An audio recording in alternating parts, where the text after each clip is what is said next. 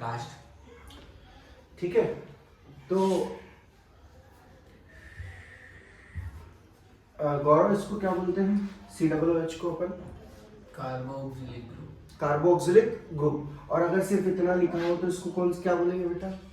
इसको कौन सा एसिड है ये होगा मिथेनोइक एसिड। ठीक है, मिथेनोइक एसिड है ना। मिथेनोइक एसिड के साथ में अगर अपन बेस का रिएक्शन कराएंगे तो क्या बनेगा बेटा?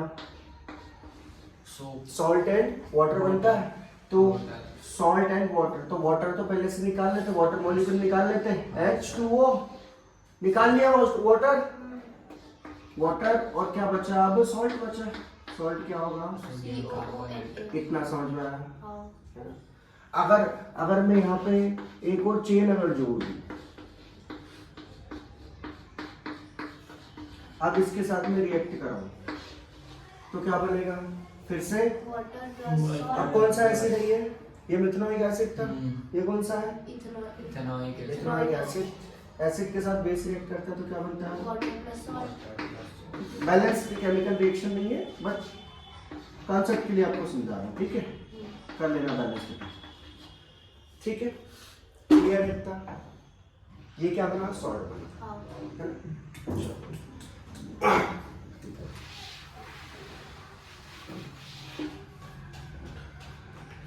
अब बात कर लेते हैं बेटा रिएक्शन विद कार्बोनेट्स। किसकी रिएक्शन विद कार्बोनेट्स? हाइड्रोकार्बन्स की रिएक्शन विद कार्बोनेट्स। हाइड्रोकार्बन्स क्या है? जो कार्बन और हाइड्रोजन से बने हैं, राइट? उसकी रिएक्शन कार्बोनेट्स के साथ में कैसी होगी? ठीक है, सो फिर से लेते हैं। हाइड्रोकार्बन अपन ने फिर लिया,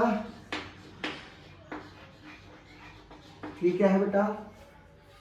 इथेनोइक एसिड। कार्बोनेट्स मतलब सोडियम कार्बोनेट हो सकता है, पोटेशियम कार्बोनेट हो सकता है, मैग्नीशियम कार्बोनेट हो सकता है। कार्बोनेट जनरली कहाँ से? डायरेक्टली और जो होता है और भी कार्बोनेट से बनते हैं, सल्फाइड से बनते हैं। तो हम रिएक्शन करा रहे हैं एसिड की कार्बोनेट के साथ। तो सबसे पहली चीज जो होती है कार्बोनेट के साथ में होता है कार्बन डाइऑक्साइड गैस का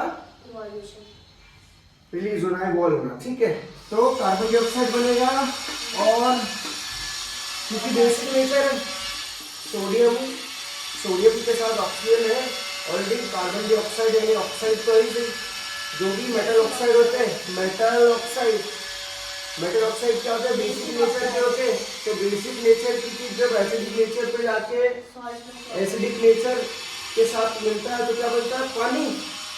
तो क्या बन गया? पानी। तो इसमें से पानी निकालना है और कार्बन डाइऑक्साइड निकालना है। अच्छा, CO2, एक ऑक्सीजन बचा है, एक ऑक्सीजन करेंगे, 3 ऑक्सीजन तो यहाँ यूटिलाइज हो गए, बचे क्या? 2 ऑक्सीजन। ठीक है, दिख रहा है आपको? 3 ऑक्सीजन यहाँ यूटिलाइज हो गए, है ना। अब बचा क्या? कार्बन भी यूटिलाइज हो गया। अब हाइड्रोजन जो है, हाइड्रोजन यहाँ से निकलना चाहिए, है ना। चलो, तो अब जो रिमेनिंग एलिमेंट है वो वापस से क्या बनना चाहिए बेटा? बचा हुआ CH3COO और क्या बनेगा वापस से?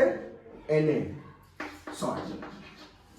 सॉल्ट भी बन गया, वाटर भी बन गया, कार्बन डाइऑक्साइड भी बन गया। सॉल्ट एंड वाटर क्यों बना? क्योंकि ऑलरेडी ऑक्साइड था और एसिड के साथ में oxide react, metal oxide react करता है तो क्या बनाता है? पानी और नमक। सर हाइड्रोजन के तो 2 मॉलिक्यूल्स हैं और वहां 4 है।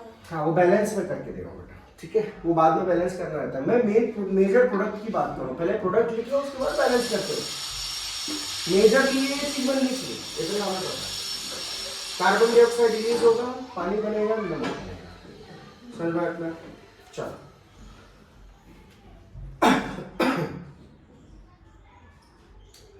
अब बात कर लेते बेटा अपन सोप की। ठीक है, क्लींजिंग एक्शन ऑफ सोप की। सोप जो है बेटा, साबुन जो है, किस प्रकार से कपड़े में लगा हुआ डर्ट, मेजरली बात की जाए तो कपड़े में लगा हुआ ऑयल, ठीक है, ऑयल को कैसे निकालता है। ठीक है, सबसे पहले बेटा सोप जो होता है वो एक long chain of carboxylic acid का सॉल्ट है। सॉल्ट है मतलब कहीं ना कहीं यहाँ Na लगा हुआ है और कार्बोक्सिलिक एसिड का सॉल्ट है, इसका मतलब है बेटा उसका फॉर्मूला है C17H35 COON।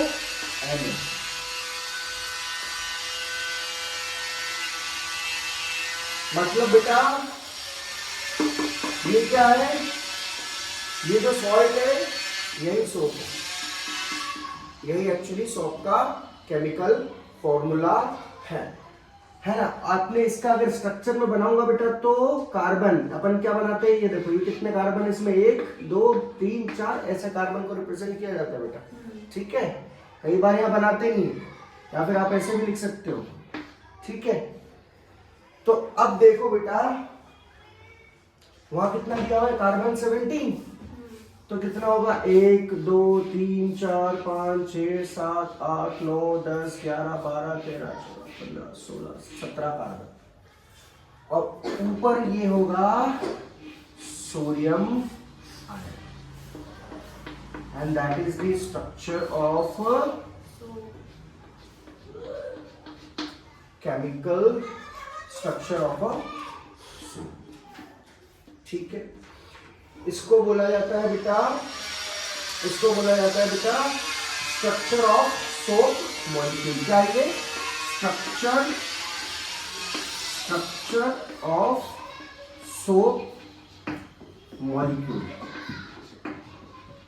क्या ये स्ट्रक्चर ऑफ सोप मॉलिक्यूल। क्यों ऐसा स्ट्रक्चर है, क्योंकि बेटा ये सारे कार्बन की हाइड्रोकार्बन की चेन है, राइट, सारे कार्बन है, साथ में हाइड्रोजन्स भी है यहां तक, और यहां क्या लगा हुआ है सोडियम आयन, समझ में आता। हाँ, इस स्ट्रक्चर को 2 पार्ट्स में डिवाइड किया बेटा, इसको बोला गया है हाइड्रोफोबिक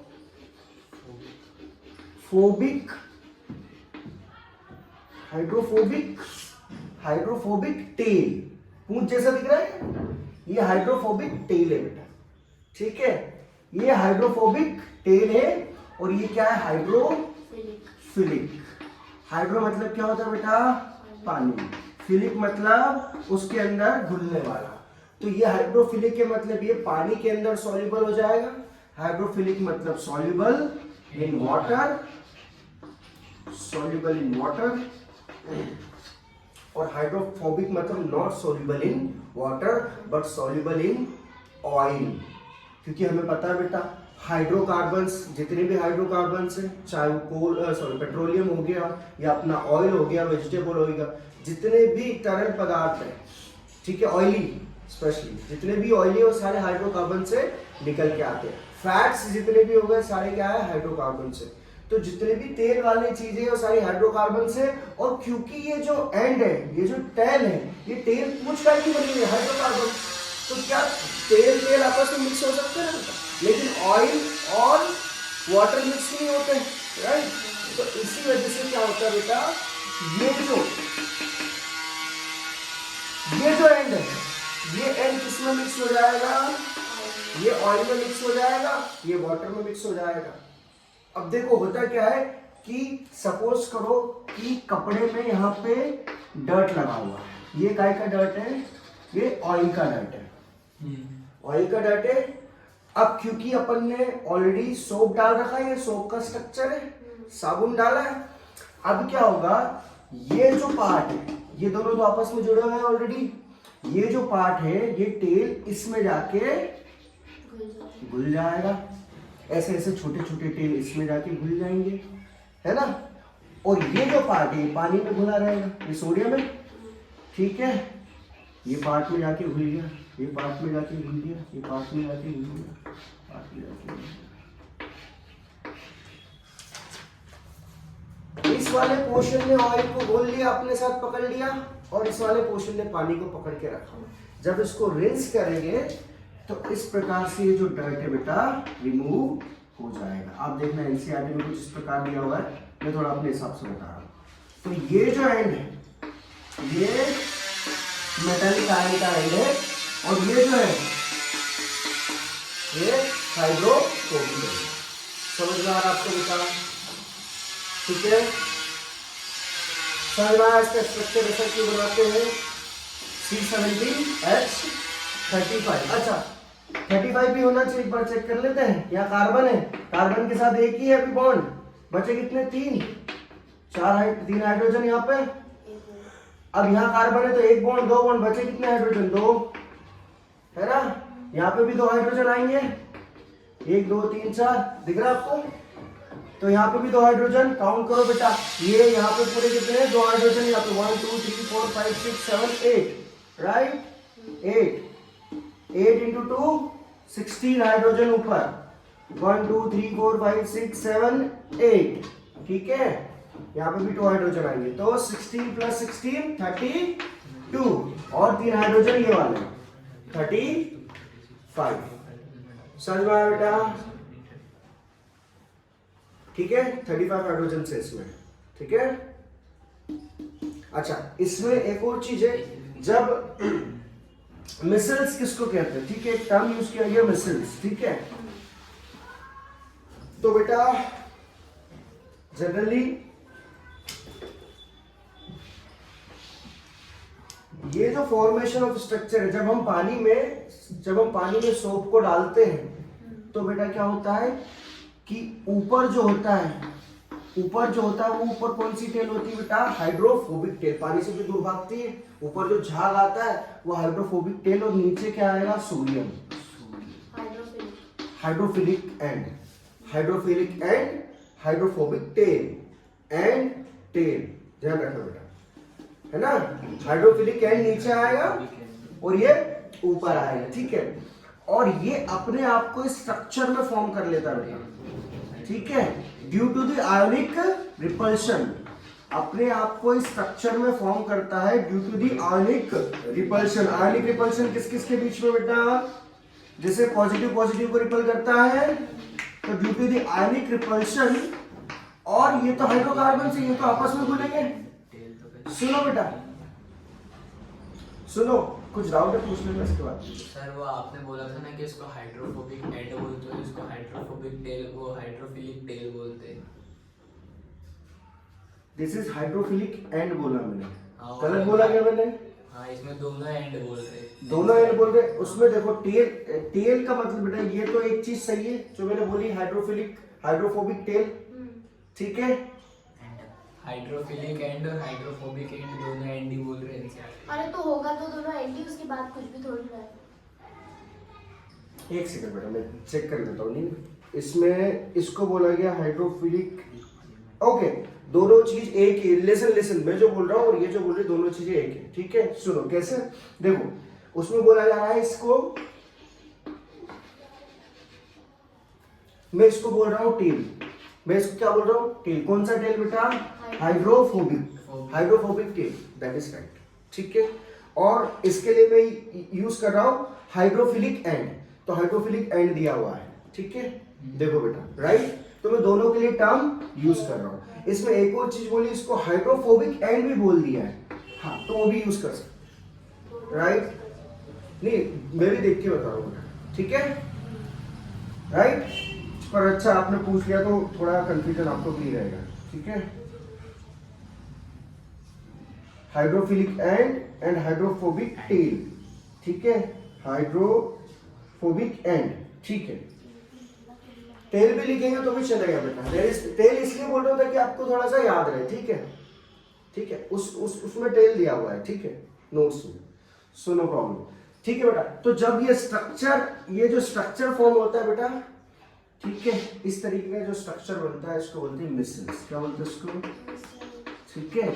ये क्यों होता है? ये क्यों ऐसा फॉर्मेशन होता है? Due to the ionic repulsion. Ion कहाँ पे है? सोडियम के पास में, तो आपस में रिपल कर रहे हैं और ये अपने को इधर अटैक, तो ऐसा एक जो सर्कुलर शेप ये बन रहा है इसको बोलेंगे मिसल्स, ठीक है।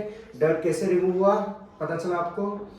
समझ में आ गया पूरा? एक बार कुछ पढ़ लेना। पूछो सर, जैसे कपड़े धोने की साबुन अलग आती है, नहाने की अलग आती है, तो ये दोनों में क्या डिफरेंस? दोनों में बेटा बेसिसिटी का बहुत डिफरेंस है। कपड़े धोने की साबुन बहुत ज्यादा बेसिक है, स्ट्रॉन्ग बेस से बनी हुई है, ठीक है। जो उसका सॉल्ट बना हुआ है स्ट्रॉन्ग बेस से बना हुआ है।